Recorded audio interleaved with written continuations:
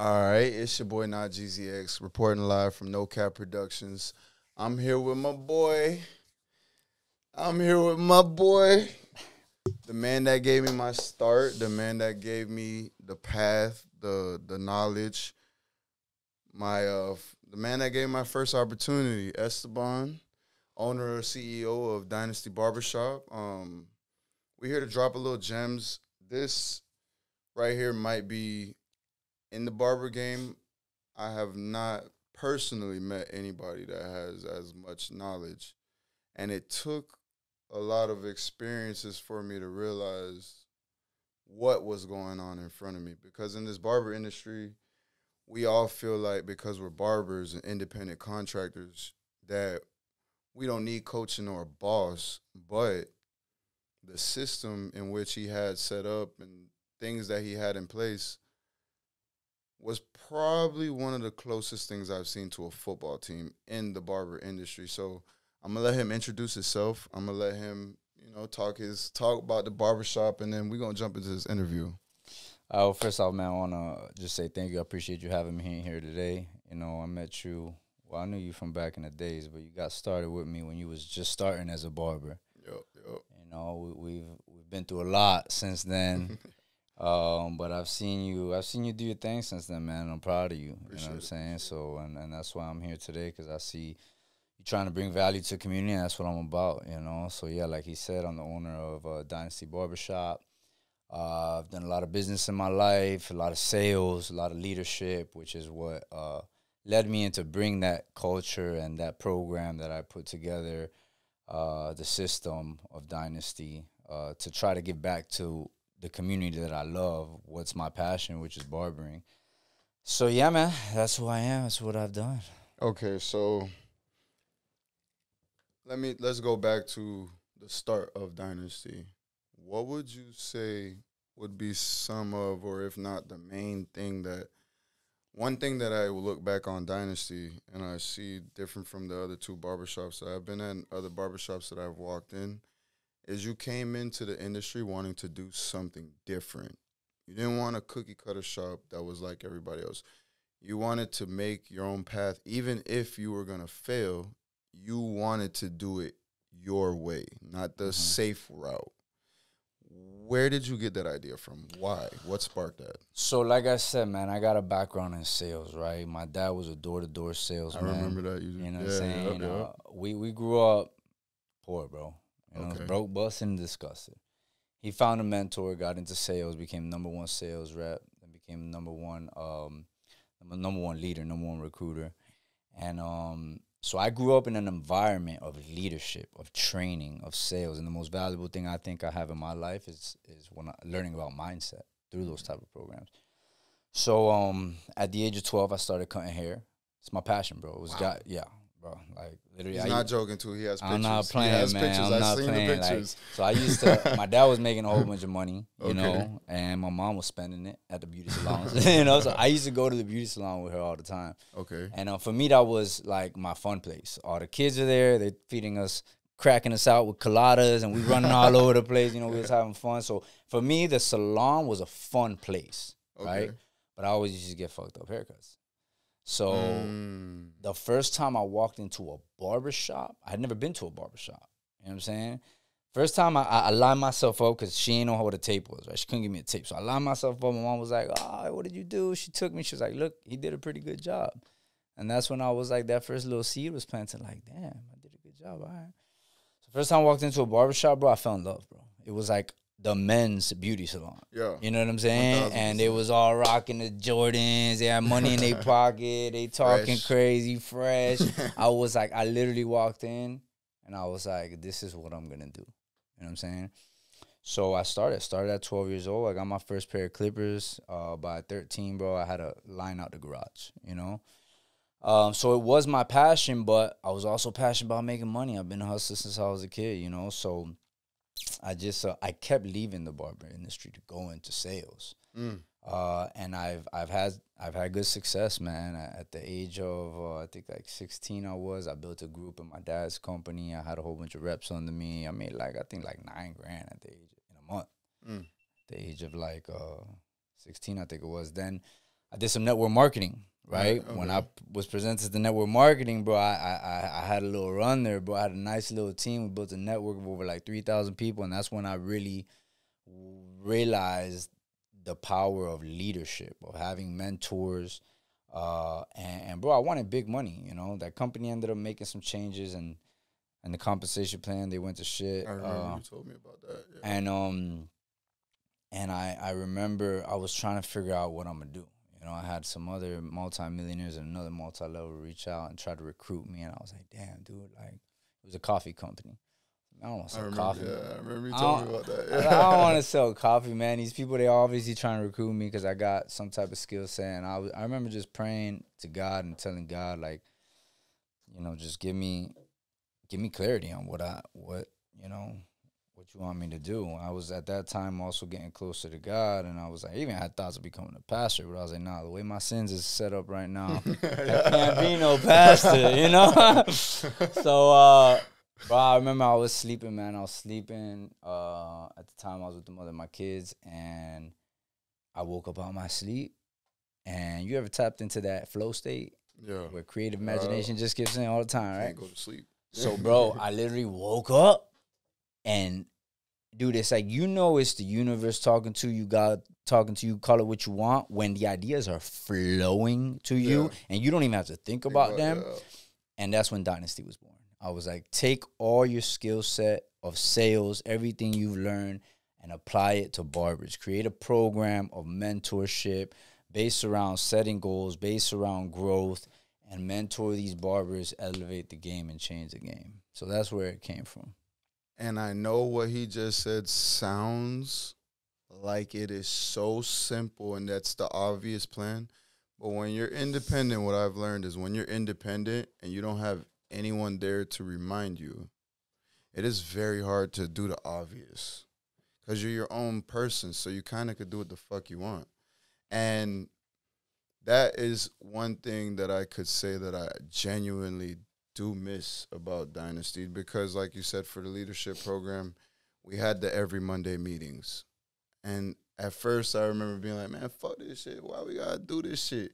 Now here I am 6-7 years later, and I'm begging my owner for a fucking meeting so we could get some shit off. Like, and they won't do it because they, in my opinion, they don't have the leadership. They don't want to do it, or they want to the growth to happen on its own. Mm-hmm. And when you said the program, even the multi-level marketing, because I had structured out my own barbershop that I had envisioned buying out. And one thing that I bumped into that was a major problem is majority of these barbershops are set up to be capped. And you're used to sales, so you kind of made it to where it's not capped. Cap as in capped. You can only make as much as barbers are there. Your shop, most barbershop owners rely on the barber paying rent, not sales. Yeah. So, like, I haven't been to a shop since that sells product. I haven't been to a shop since that has a structured downline.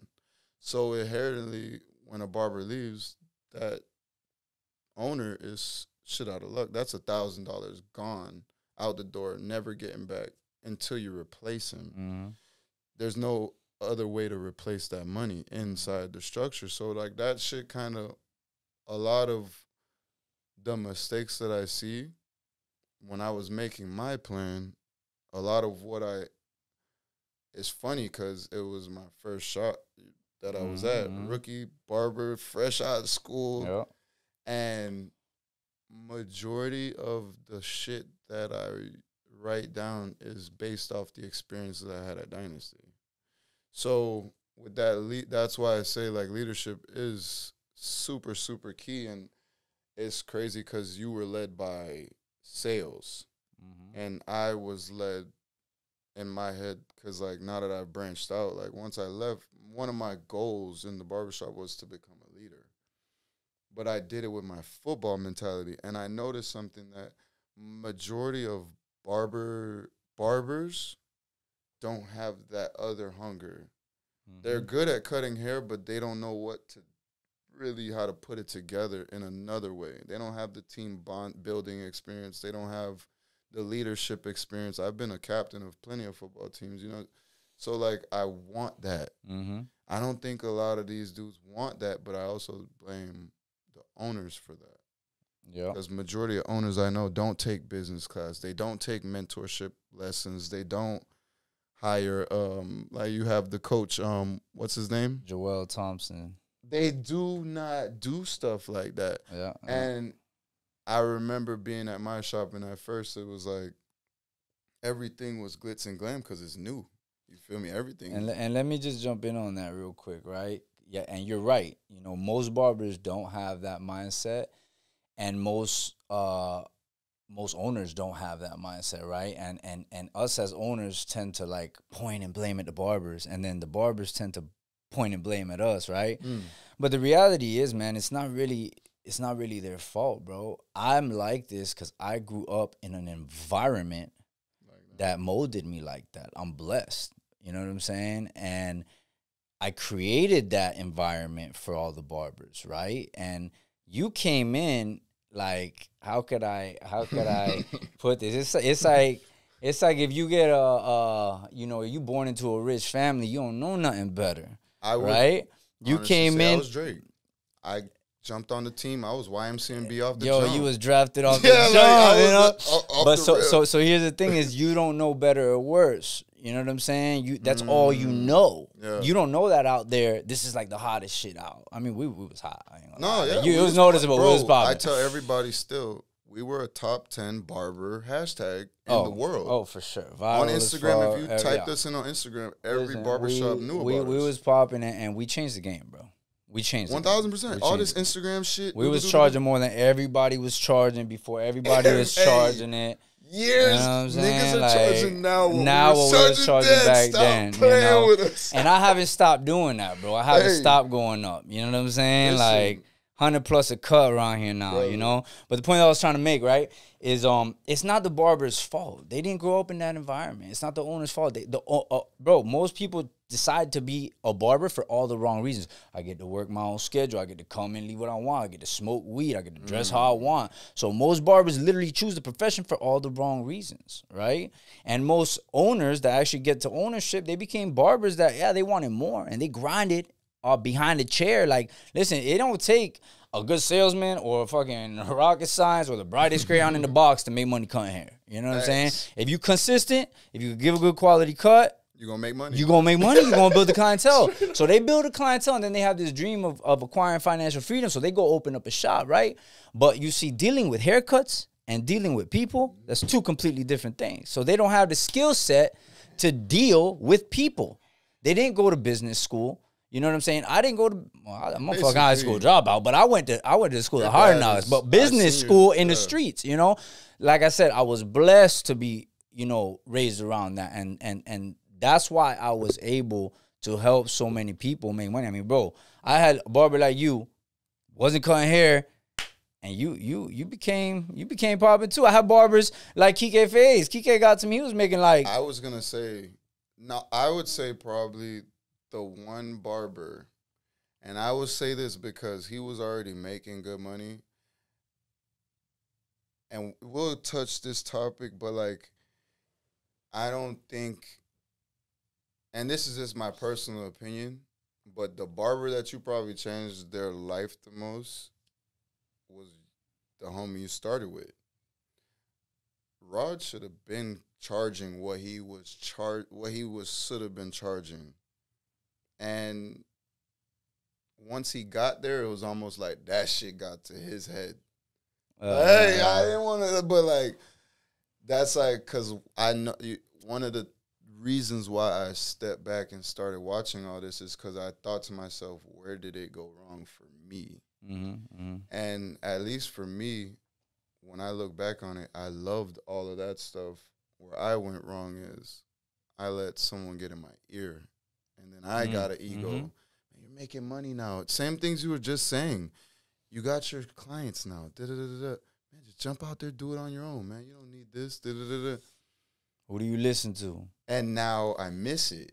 So it's like, damn, that's what gave me the idea to do this episode, because it was like the shit you were teaching me, I'm teaching barbers now in my shop. Yeah.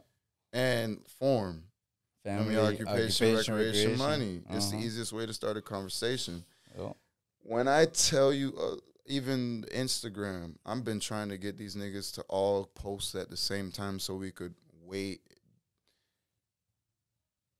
A lot of barbers don't want that kind of culture because it is kind of a controlled culture, but it's what the barber industry needs for structure. I honestly do feel like that. Once I got to this shop and after like 6 months in, it was like, man, I'm low-key teaching y'all how to up the value here. This is crazy. I personally didn't think it was this hard. And then I sat down and tried to write up a system myself and realized, oh, nah, I low-key owe this man like at least a thank you or something, because it's like you said, I was Drake. I walked in, no experience, you and Rod, and then you hired me. And it was like, nigga, you gonna hire me as a, you know I don't have no clients. Like, everybody around me's 10 years plus. Yeah. I literally just got to sit and watch. And that might have been the fastest for me. I can honestly say I probably would have never been the barber I was now if it wasn't for that first 2 years just sitting back, watching, learning, growing, absorbing. It wasn't until like the last 4 months that like shit really started chattering. But then now that I'm looking at it, I should have just did my own shit, stuck with my own wave and stuck with my own guns, like my own philosophies, football. Like I should have just stayed with the team, shit like that, because my shit wasn't going down. I got a little bit into my ego with my Instagram started popping, started making money to where I could go out, go out late, buy my drinks that I want to drink, party, and it was so much fun because I was doing it all with the people. We always say in the barbershop, we spend more time in the barbershop than we do with our own families. So to create that team atmosphere, and now to almost, I feel like I'm never going to get it again. That shit had me going crazy. So a lot of my own shop is based off those principles still. So it's kind of crazy. That's why it was like, I ain't gonna lie, that boy was up to something, because you built the shop that low-key was pandemic-proof before the pandemic. So that, I got to get, that's part of my philosophy. It's got to be pandemic-proof. And the only shop I could think of that low-key did that. Everybody now did it after the pandemic. We all know we all know how y'all got them shops. But you did it before the pandemic. Wow. So I got to give my hats off to you on that one, because that was bullshit right there. And you were young as fuck. And, yeah, like, to be honest, at that age that you did it, I don't think we were in 3 cities or countries. We had 3 shops within, like, the first 8 months or something like that. We was in Puerto Rico, Miami. Yeah. And Davie. And I still tell people to this day, hey, stop fucking playing with my dog. We was in a no-name plaza, no Publix, no Walmart, no nothing. And we had that shit bubbling, nigga. Yeah. Bubbling. So y'all might want to take notes, barbers, young barbers. I've been chilling with a couple young barbers that just on the gram. And hey, y'all might want to take some notes now. Take some notes.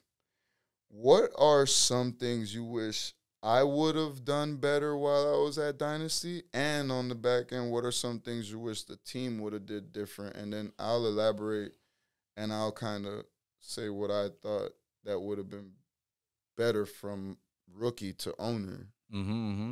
So, bro, what you could have done better, which, I mean, something I think everybody can do better, right, is making a commitment to be the best version of themselves. You know what I'm saying? In all areas. And that's what I'm about now, right? Because, you know, and most of the reasons that I've had fallout with barbers, or not even just fallouts, just they end up leaving or whatnot, is they start touching a little money. You know what I'm saying? I teach them how to get money. They get money. Like I said, the ego go to the head, and then they get distracted. But they not really focused on becoming the best version of themselves. And when I say that, I don't just mean as a barber. You know what I'm saying? Because like you said, we start drinking. Same shit happened to me, bro. We start getting money, we start getting distracted, we start listening to other people, So I think the best thing that you and most barbers could do is, number one, make a commitment to become the best version of themselves. Number two, I don't know if you remember the training and all that, but find someone that has what you want, you know what I'm saying? Understand that you could go farther together than alone, And really, man, that's what I would say, bro, is a commitment to be the best version of yourself. Like, the system I have, that shit was a fucking bulletproof system, bro. You know what I'm saying? Anybody that applied it won. I don't know if you remember, bro, but I remember, yeah, it was crazy. I remember one time you came to me and said, yo, man, I'm struggling. I got to pay this. I got to come up with $1,000 right now. And you pretty much asked me to loan it to you. Yeah, I don't remember. I remember. And I was like, man, let's go over to the lounge. Remember we went to the lounge? I was like, we had a nice long talk. We had a nice long talk. And what I told you, I said, listen, bro, I have a proven system. If you do this, you're guaranteed to make money. Mm-hmm. And I told you, you need $1,000? All right. If you do this, and this, this week, I guarantee you're going to break a bank. You're like, bro, there's no way that's so far. I said, if you do this, and you don't break the band, I'll loan you the band. I remember that. It was in your truck. We was high.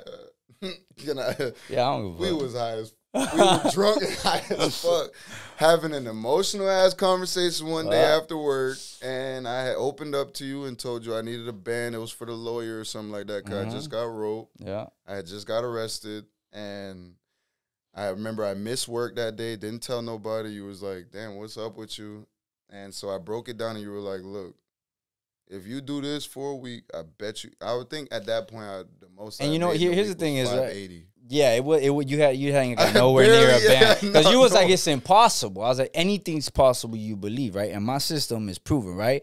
And listen, man, one thing my pops always taught me, right? And obviously it's a saying that goes around is like, you give a man a fish, you feed him for a day. I could have just given you that band. I had it. I wanted you to grow, So I was like, you teach a man to fish, you feed him for life. That lesson right there is a lesson that can never be taken from you. I told you, do these things. Wake up early. Do these things. Stay wake late. Up. Be the first one there. Be the last one to leave. Post every single day. Think positive. Yep. Speak it. Say, I'm going to make that band. I'm going to make that band. I'm going to make that band. I was like, if you don't do it, I'll loan you the band.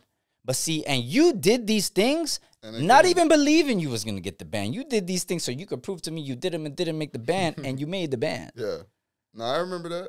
Yeah. No, I definitely remember that. And that actually... From that point on, I never did From there, not you make went a up. band. You went up. Yeah, it was like you was unlocked that next level in the game and just go. Yeah, and that's kind of why I did. Like I said, I had sat back and thought about it because I remember when I did leave, even though I was still making bread, it wasn't fun. And it didn't come as easy because it wasn't a team. So there would be, like you said, the consistency and trying to be the best version of yourself. When you're doing it alone, like I remember in the last 6-7 years, you have these good times, but then you get so bored and alone, you fuck it off. Like that's when you start getting drunk. And I remembered, like you said, those conversations, I don't have those no more. Like, you know what I'm saying? Like, that shit don't happen no more. You know what I'm saying? Like, and I just wish, at least from a team standpoint, at least from us, like, we would have, I would say the man you are now is what we expected you to be 6 months into being an owner. And I want to touch on that, right? Yeah, I want to touch on that because what people fail to realize, everybody, I was the leader, right? So the responsibility did fall on my shoulders, but what people fail to realize is I was young too, bro. Yeah. I was young. I was getting all this success, you know what I'm saying? And I want to apologize to you, everybody that worked for me at that time. We built some strong shit, but a big part of it falling apart was my fault. I didn't have a leader. I was the only who was pouring life into me. Nobody. Facts. It was just me and me, and you know. Going through your shit. And I was going through a split over with them baby moms and all that, like in life, you know. So I'll take that responsibility. I got deviated. I got distracted. I started partying, drinking, letting it get to my head. You know what I'm saying? So I'll take that. I'll take that responsibility. A lot of the fallouts that happened didn't have to happen. You know, we was all going through a process together. You know, 1,000. That's what I learned from the outside looking in. It was like, we didn't give you that chance to be our teammate. We were looking at you like the coach when really you gave us a great platform. And instead of trying to like worry about what he's getting and da-da-da-da, it should have just been, bro, shit sweet. Just keep running it up. Like, it was nice, bro. it was nice. No, I'm not going to lie, bro. It was super nice. I don't regret none of it, bro. I haven't gotten so many celebrity clients. And even for me, I was just starting. And I was like, damn, y'all boys, I'm about to cut a football player. Y'all boys, I'm about to cut a. And unless I muscle it, no, shit does not happen. Like, it does not happen. And that's where I wanted to apologize too, because. And you know why it happened on such a big level is because, like, yeah, I might have set it in motion, right? But listen, we're all energy, right? Yeah. Thoughts become things. We're all creators, created by a creator, and we're always creating, right? Facts. But really what I did was set a culture where, like, I remember people talking about, oh, you work at Dynasty? Oh, man, they brainwashing y'all over there. Yeah, I did. I brainwashed y'all with soap and fucking water. Because y'all had some, we all have a small-minded thinking, usually, you know what I'm saying? And what happens is when multiple minds come together and start vibrating on a higher frequency and all start moving towards one goal, that's when magical shit happens. And that's what happened at Dynasty. For a strong shit was I get goosebumps thinking about this shit. Shit was unreal. Motherfuckers are like, yo, they doing some weird Illuminati shit with that triangle. I don't know what they got going on. It was crazy. Yeah, bro, we was winning, man. And that's big due to that, like what you just said. It was like, I remember there's only like a couple people around town that I would say like niggas out the paint, like got it out the mud, but have that energy to them. Like, damn, now you could this nigga finna bubble one day. I would say you, Bebo, and David. No matter when I look at y'all boy always working. Y'all boys always got y'all spirits up. And I honestly do feel like you intimidated a lot of people. Because they're not used to. I'm used to that shit. Like, I loved it. That in the meeting, man, we gonna motherfucking, all of us gonna make a motherfucking $1,000. I love that shit. I feel like because of the culture of barbering, like a lot of niggas do it for the wrong reason. Like you said, oh, I want freedom. No, you just don't want nobody to tell you what to do. Exactly. There's a difference because with freedom comes responsibility.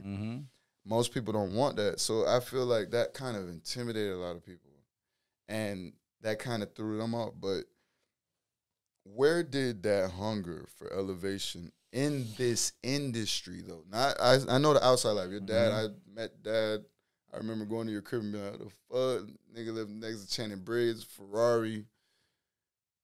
But what in the industry made you want to say, I'm trying to kill this shit? Like, well, because you could have did that in anything. Yeah, for sure, 100%.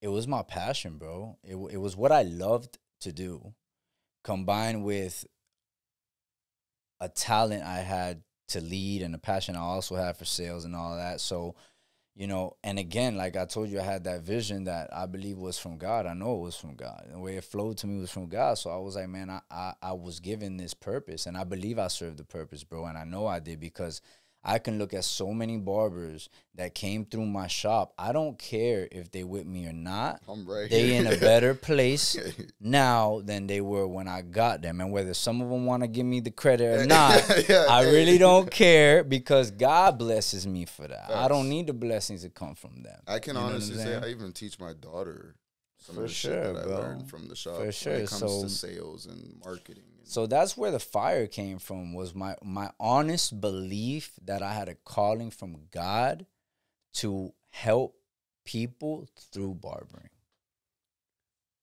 I love that. And I just want everybody to know, because I know we have this whole thing on social media now where we feel like everybody's talks about God like that because they're doing good now. One thing I can honestly say, this man has spoken like this from that time in that truck to now, whether he's sinning or on the right path, his faith is super aligned. I will say, like, you are one of the most faith-based driven people I know. And that is one thing I think that lacks in society now. Everybody wants to see it to believe it. They don't want to feel it to believe it. They want to see it to believe it.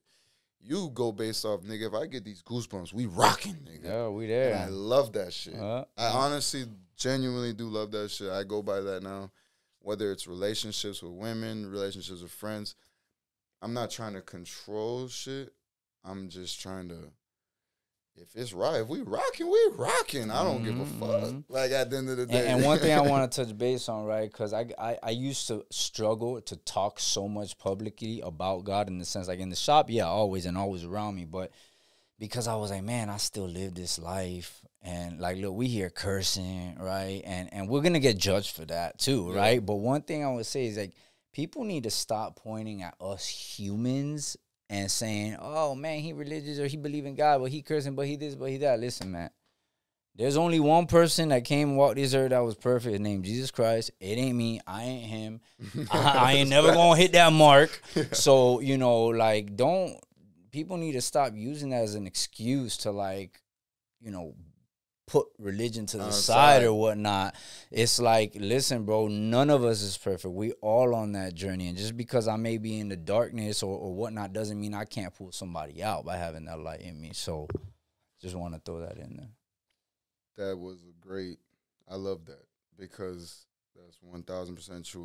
We spend too much time tearing people down versus looking at the progression they have made. And I love that, because you definitely come a long way, my boy. With you, I saw on Instagram there was a big announcement. With all this stuff we was just talking about, retire.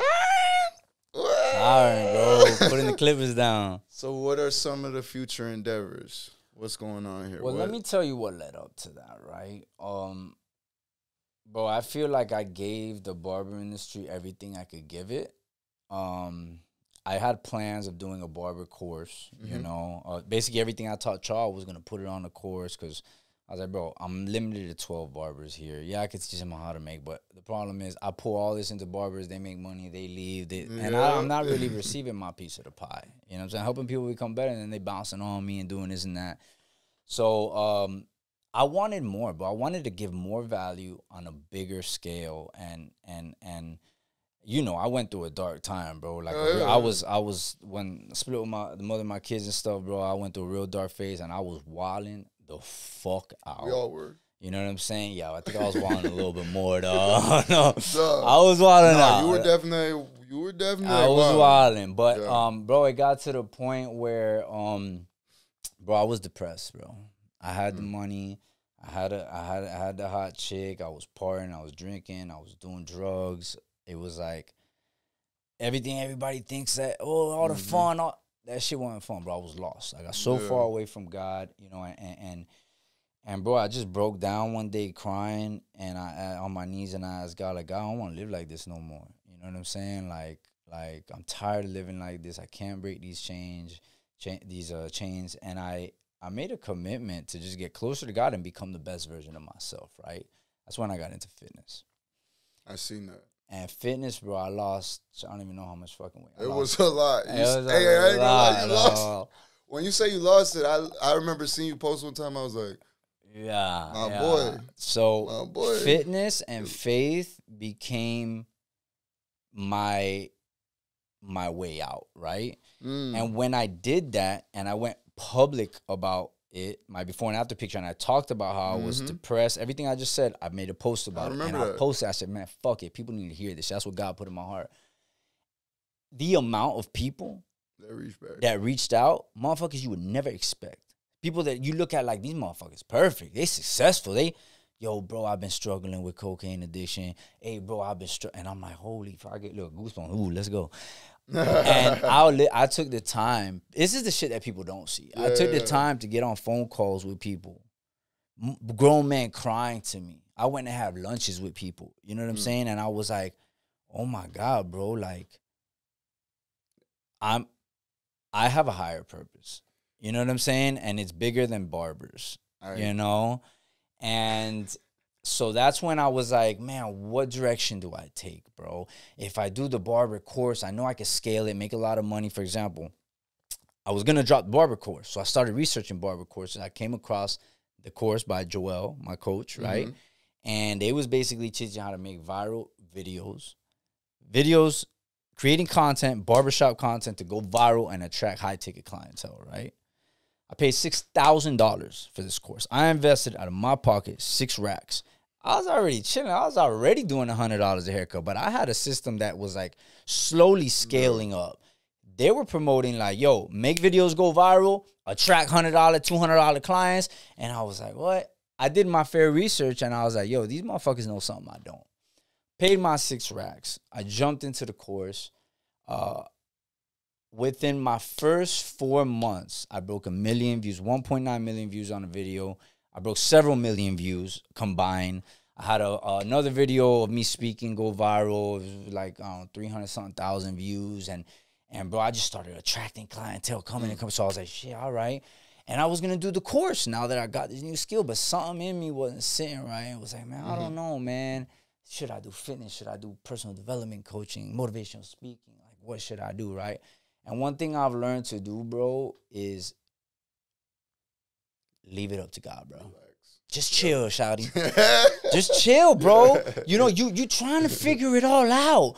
Oh, it's here. Oh, it's here. I could do this. I could do... Bro, you could do anything. But where does God want you? You know what I'm saying? And it's not until you silence your mind and you trust, you know, what happens. And it's funny, my client, my all-time favorite client, Gary Brecka, he always tells me, he's like, success is what happens when you're on the way to your destination. Right? So I had these plans, but I was lenient to see what happens. And all of a sudden, one of my top clients, pays me $150, $200 a haircut, right? Known them for years. They the moguls in the insurance industry. I'm talking about big money, long money, generational wealth. You know, I'm talking about multiple Rolls Royces, McLarens, Ferraris. I'm talking stupid, funny money, all that. Right? I had never thought about working with them. Right? They were top Allstate agents. Right? They had several offices. They would build them up, sell them, bro. They were just bosses. Right? And bro, I was popping off. I had all this going on. I also landed a deal with Gary Brecka where he started pushing our products, my pop's products, you know, the air purifiers and stuff. And so it's like so many things were just happening in my life. Like I was hitting high-end clientele. I started cutting Marlon Wayans, bro. I'm making 10, 15 grand a month off just cutting hair. You know what I'm saying? Plus the shop, plus landing this deal, plus I'm doing other bit.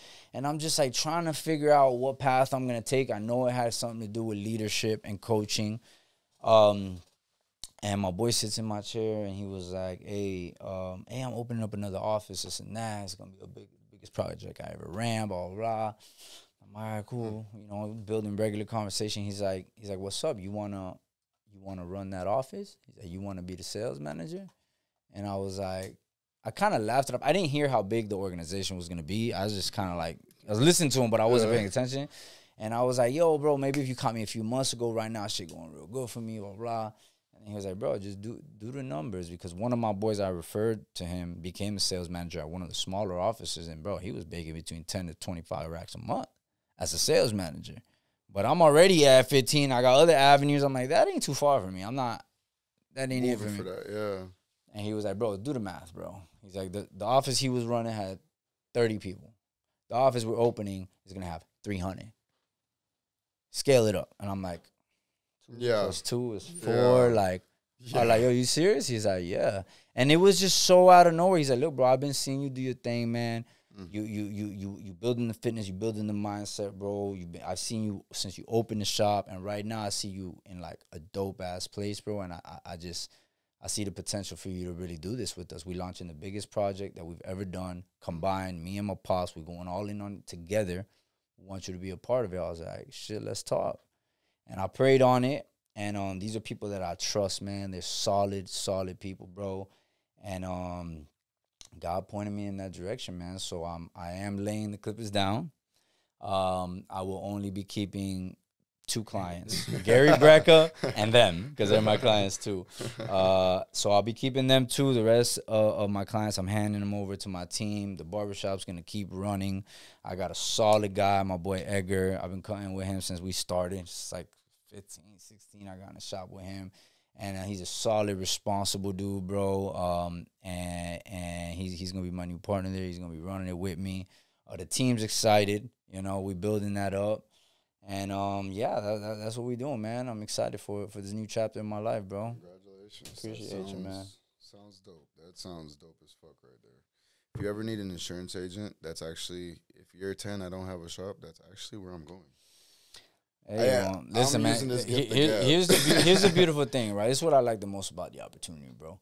They used to have just individual offices, right, where it was one sales manager, a whole bunch of sales reps, and then the owners, right?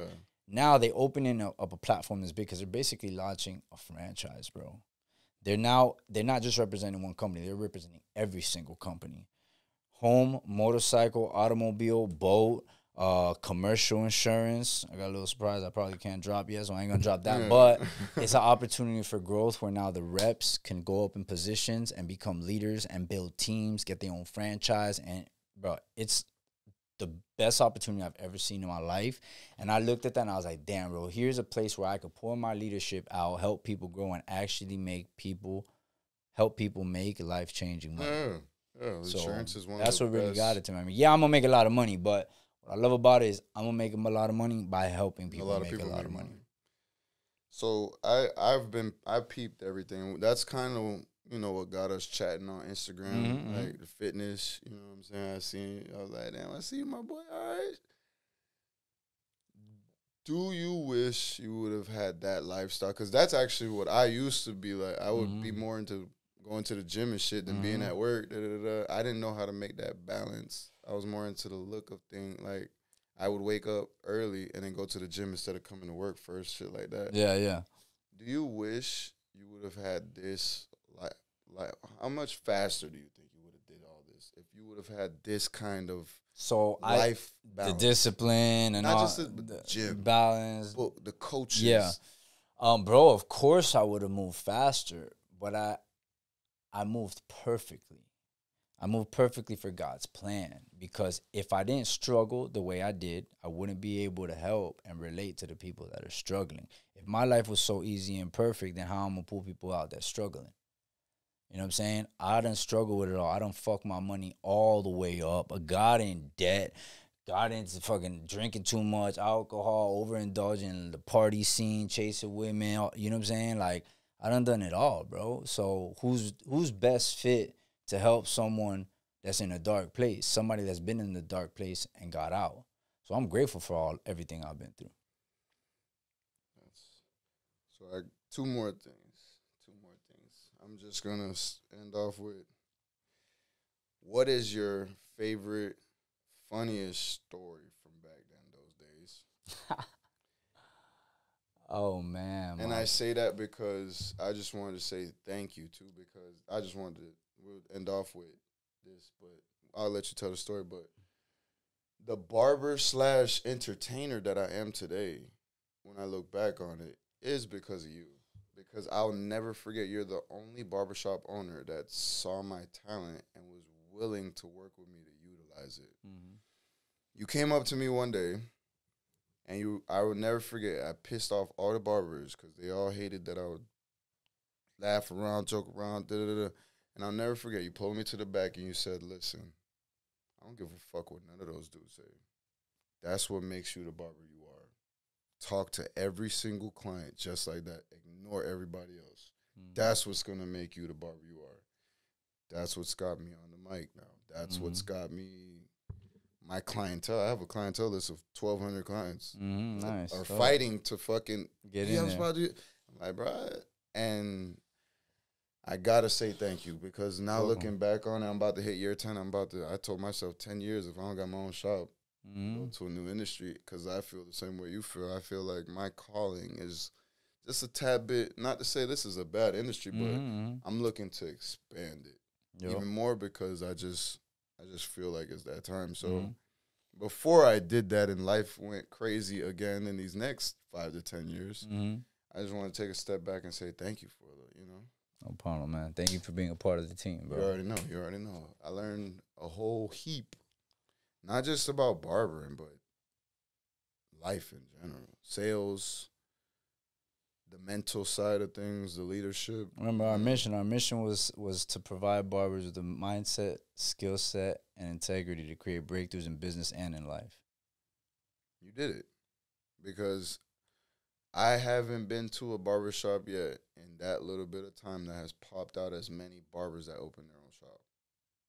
Big facts. I don't know if you looked into that, but I know. I know. Real shit though. Yeah, no, I know, bro. And listen, man, I wish the best for everybody, man. Like I know that, you know, things have happened, things have been said, and I don't know why some of these barbers when they leave, they feel like they have to beef with me and have to talk shit and this and that. Like I've heard, I won't mention no names, you know, some barbers talking about, oh man, I'm gonna make Dynasty go under. Like we gonna open up, we gonna become so hot. And it's like, homie, even me knowing you saying that, I hope you win.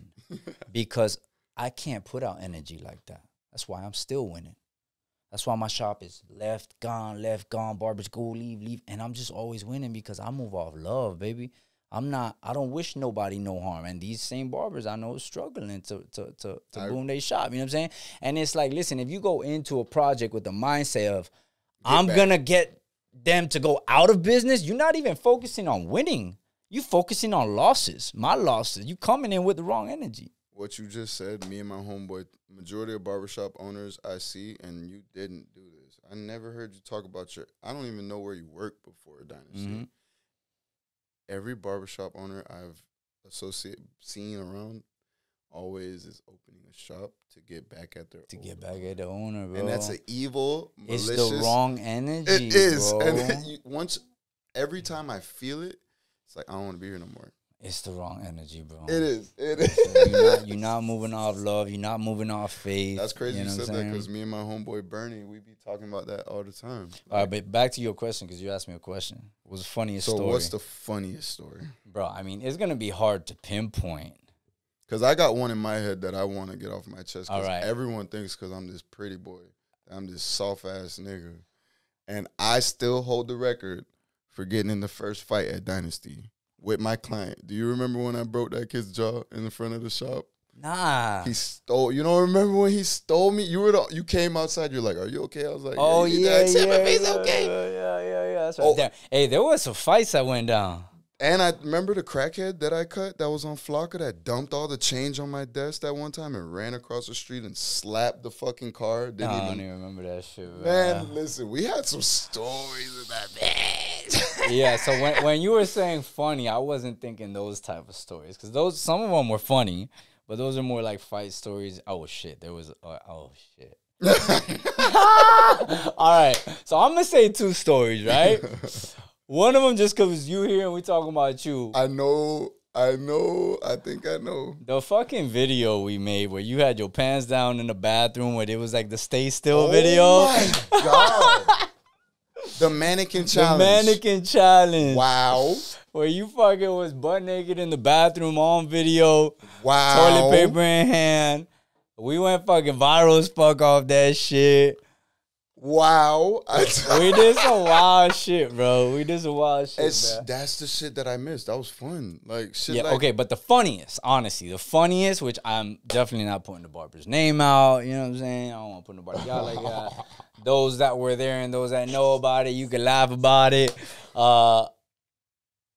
You remember when Buddy's girlfriend came in the barbershop and beat the shit out of him in the shop? Were you there? Oh, were you there? My God. Were you there? I want to say... I know Esty was there. I know Javi was there. Full shop on a Friday. Full. Shorty walks in, tying up her hair, barefoot. Comes up the barber, starts yapping, yeah. Bleep, beep, beep, beep. She had hands too. He had to drag her outside. Yeah, I mean, you know, so when I say funny, I mean, it was kind of funny because, I mean, that shit was shot honestly, out, but... It's so many stories. Oh, yeah. Bro, from Friday night hookah time after work to, man, we should have been sponsored by Hennessy. We should have been. We should have had a reality show. We should have. We were lit. It was wild, bro. It was wild. It was like some real, like, I would say that was how it should be. That was for out west, or not even out west, for Broward County barbering culture. You probably did the best of having a barber salon that I've seen. Like a high-end barber because shop, you had remember how many, not to say, but you remember how many females we had coming in there with fire doing the eyebrows? Eyebrows. Oh my God. Yo, we be sitting there all coming here. She had 10 girls waiting. Dog, we had some times. And she used to throw them. Not my way. I was always behaving and shit. We used to flip. That's why I said it was so many fun times in that bitch. Yeah, like, no, we had some great memories. We had some good times. So just from one man to another, I appreciate you, bro. For sure, it was definitely, in this industry, it was definitely great to cross paths with you. Like, it really was. I honestly do feel like these 10 years would have sucked ass if I would have started anywhere else. Like, it would have been a lot harder of a learning curve. Way harder. Listen, man, everything has its purpose, its path, its timing. Sometimes it's for a season. Sometimes it has a reason. You know what I'm saying? We just got to find that. And before we end off, man, so, you know, we've been talking a lot about leadership and how dope the program was and all that. And, you know, like I mentioned, I did this course with my coach, right? My coach, what he specializes in is helping barbers go viral, create content that goes viral off a couple simple steps. It's a little more complicated than it sounds, but it's a proven, absolute proven way to go viral with barber content, right? We are so blessed in the barber industry that our content and cutting hair, people consume it like they love it, bro. So when you learn to do a few simple things, you can go viral because it's addictive to watch, right? So that's what my coach teaches, right? Which is how I went viral, hit the millions of views, created all these clientele flow of 100+ clients. So I'm actually partnering with him right now, and, you know, I was retiring, but we were hanging out. We were super cool now, so I go down, I work out with him. We train, we box. He became, he's like a brother to me, bro. He's like a brother to me, bro. He seemed cool as fuck. And we started speaking about leadership, and one of the biggest problems I see in the barber industry is that owners don't know how to be leaders, right? Which is what you said, without me even talking about it. So what we doing, man, is we putting together a program that has never been put together before. And I am going to put together a program to teach barbershop owners how to run the exact same program that I ran in Dynasty to help create a culture of a team working together. And we're going to incorporate it with the viral content course. So my coach is going to be teaching a portion. I'll be teaching a portion. You'll have modules to watch. That way, number one, you learn how to be a leader. You learn how to address barbers. Listen, one thing is being a barber. One thing is being a leader, knowing how to talk and deal with people. If you're a barbershop owner, barbers get in their feelings real easy, bro. But if you learn how to, like, for example, the way I always handled it, I don't know if you remember, I was strategic with everything I did because I learned this shit from the sales and leadership industry. If you got to address, I'll just give you a little gem here, right? If you got to address your barber about something, don't address them on a negative tip. You tell anybody something negative, they're going to react negative. You bring them up, you address the negative, so you bring them down, and then you bring them back up. Just a little key, right? Hey, Omar, bro, you a dope-ass barber, right? Yo, you doing your thing, you got talent, you got charisma, you have all this potential. Now, I just need you to work on these few things so that you can make more money. Right? For your gain, not mine. Not, yo, stop leaving the next trip, stop this, stop that. How does that sound? But when I tell you, hey, listen, bro, you got all this talent, man. I think you can do huge things. But if you improve these few little things, it's going to help you even more, right? Think about where you'll be in the future. Understanding the reason why they're even trying to get this bag, right? It's another thing. Understanding the motives Barbershop owners don't care about their barbers. They just want the rent. I want to understand, what are your motives? If you don't have custody of your daughter, I want to know that, because I know you want to hit 2 bands a week so you can get custody of your daughter. You're going to work harder for that than you are to pay my fucking rent. You know what I'm saying? So those are just a few gems. I'm going to teach barbershop owners how to properly address barbers, how to build a culture of a team culture, and I'm partnering with my coach to do it. So we're going to be putting that together. And do we have a launch date? We don't have an exact launch date yet, because we have a lot of content to film for that. What's the goal? No, way sooner than that, bro. Way sooner than that. Within the next few months, we're gonna be launching. Like, 3 months? I wouldn't say more than 3 months before we launch this. Do we have a? Well, we'll talk about that after. I was gonna say we got a price. I can't talk price of this yet, but you know. But with that, man, I hope any new barber out there, even barbershop owner, I hope y'all could watch this, analyze this, and just gather something. Because the things that he's taught me, most people really do pay thousands and thousands and thousands and thousands of dollars for it. And I know that now that I've walked out into my own. So just, give him a follow. Dynasty 12 CEO underscore. CEO underscore. And then if I was some of you local barbers, I would just go over there and chill, hang out, watch, fucking absorb. If you could pay him to mentor or whatever, maybe go watch how he does it behind the chair.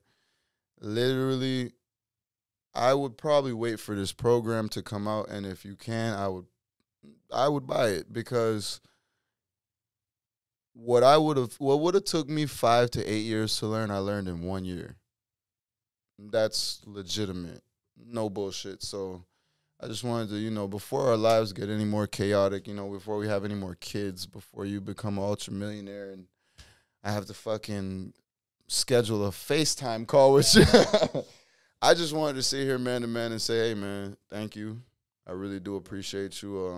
A lot of the philosophies and a lot of the knowledge that I'm now pouring into barbers that have been cutting longer than me did come from you. And I'm sure you probably don't hear that much. But, I mean, for me as a man, I tremendously do. There are a few real ones. That give me the credit. It was a pleasure catching up with you. We haven't really gotten to catch up. Life goes how it goes, and I couldn't think of a better way. Appreciate you having me, man. So it was definitely great to meet you, and love to hear the endeavors. I would love if, when you drop the course, send it by. If you ever need a fucking hair model for a tutorial, bang my line. You still gave me one of the best fades I ever had. I still tell people how I never felt the clipper from beginning to razor. I didn't feel a thing. Softest hands in the game, by the way. Esteban, Dynasty, you heard it. Play with your mama, don't play with me. That was No Cap Productions. Broward County's, to me, 2 best barbers. You already know. Bless up. Y'all boys have a nice night.